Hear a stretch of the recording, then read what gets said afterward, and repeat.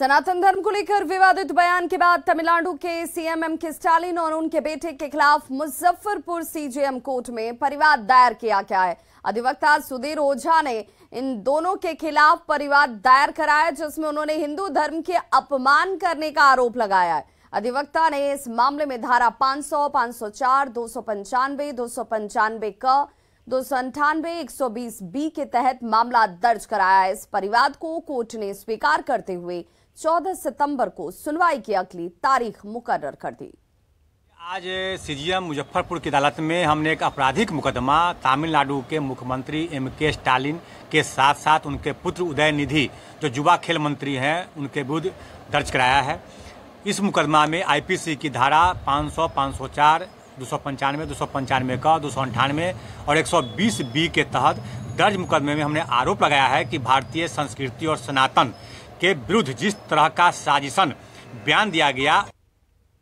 मुजफ्फरपुर में जन स्वराज पदयात्रा शिविर में प्रशांत किशोर ने वन नेशन वन इलेक्शन पर अहम बयान दिया। प्रशांत किशोर ने कहा कि अगर इसे सही नियत से किया जाए और एक ट्रांजिशन का फेज हो तो उससे फायदा ही होगा।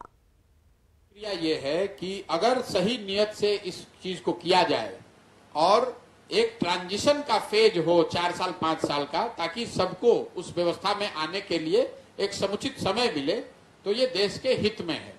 ऐसा इसलिए कि सबसे पहले तो ये देश में पहले लागू था 17-18 साल तक। दूसरा, भारत जैसे बड़े देश में मैं खुद इलेक्शन से जुड़ा रहा हूं, हर साल 25% भारत का हिस्सा करीब करीब वोट करता है।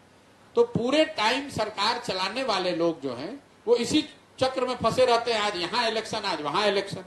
अगर इसको एक बार या 2 बार में किया जाए तो ज्यादा बेहतर होगा। उससे खर्च भी बचेगा और जवाबदेही भी बचेगी। जनता को भी एक बार ही निर्णय लेना होगा।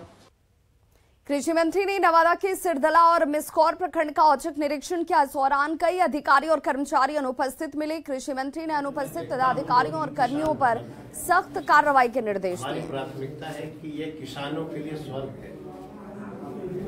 वैसा भवन जहाँ पे किसान का रिश्ता हो, अगर उस भवन में अधिकारी हमारे नहीं बैठेंगे, अपनी जिम्मेवारी नहीं निभाएंगे, तो इस विकट परिस्थिति में आखिर किसान को बचाएगा कौन?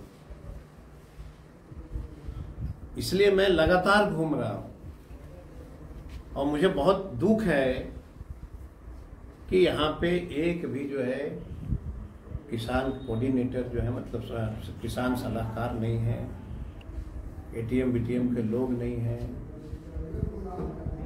कई लोगों से मैंने फोन पे बात किया, कहाँ है, वीडियो कॉलिंग करिए, ये करिए, वो करिए। जो हमारा काम जो प्राथमिकता है कि ये किसानों के लिए स्वर्ग है।